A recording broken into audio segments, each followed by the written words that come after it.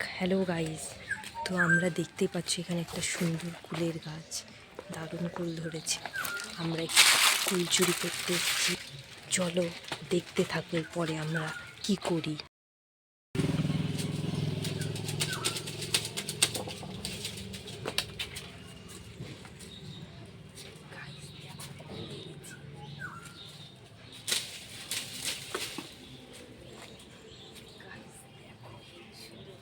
তো গাইস, আমাদের কুলপাড়া তো হয়ে গেছে। এরপরে চলে এসেছিলাম আমাদের বাড়ির পাশে একটা মাঠে।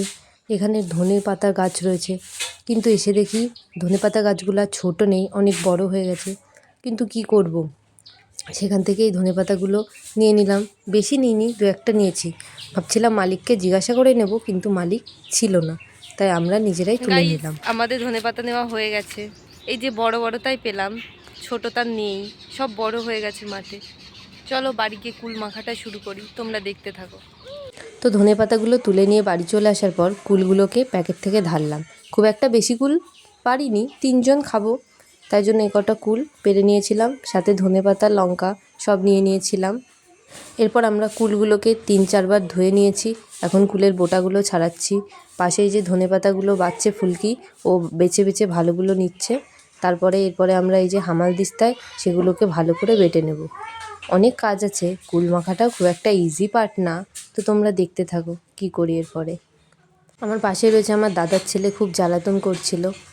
এরপর আমরা কুলগুলোকে ভালো করে ধুয়ে নিয়ে একটা দুটো করে হামালদিস্তার মধ্যে দিয়ে বেটে নিচ্ছিলাম। এটা কুল মাখার সবথেকে ইজি স্টেপ, একবারে সব কুলগুলো মাখা হয়ে যাবে। আস্তে আস্তে একটা দুটো করে করে সমস্ত কুল আমরা এইভাবে আস্তে আস্তে মাখা করে নিলাম, মানে মাখা করে তো না, বেটে নিলাম। এরপরে আস্তে আস্তে এর মধ্যে আমরা প্রথমে ধনেপাতাগুলোকে দিয়ে, তারপর লঙ্কাগুলোকে দিয়ে আবারও ভালো করে বেটে নিলাম। চলো তোমরা দেখতে থাকো এরপরে আমরা কি করি। আমার পাশে যে সমস্ত বাচ্চারা রয়েছে তাদের আর ওয়েট হচ্ছে না, আমি কখন কুল মাখাগুলো শেষ করব, ওরা কখন খাবে। এরপরে আমরা এর মধ্যে প্রথমে একটু চিনি মিশিয়ে নিলাম।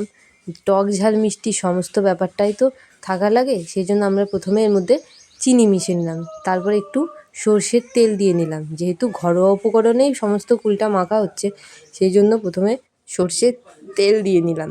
তারপরে এর মধ্যে বিট নুন মাখিয়ে নিলাম, বিট নুন মিশিয়ে নিলাম। বিট নুন যেহেতু ঘরেই ছিল তাই ভালোই হলো। এরপরে বিট নুনগুলোকে মিশিয়ে নিলাম। এই যে প্যাকেটটা কম কাটা হয়েছিল, তাই অল্প অল্প করে বিট নুনটা পড়ছিল। চলো দেখতে থাকো এরপরে আমরা কি করি। কুল মাখা প্রায় শেষের দিকে, এরপরে কুলগুলোকে মাখিয়ে নিলে আমাদের রেডি হয়ে যাবে কুল মাখা। তোমরা দেখতে থাকো তাহলে। এই যে এবার আমাদের কুল মাখা পুরো রেডি, এবার খাবার।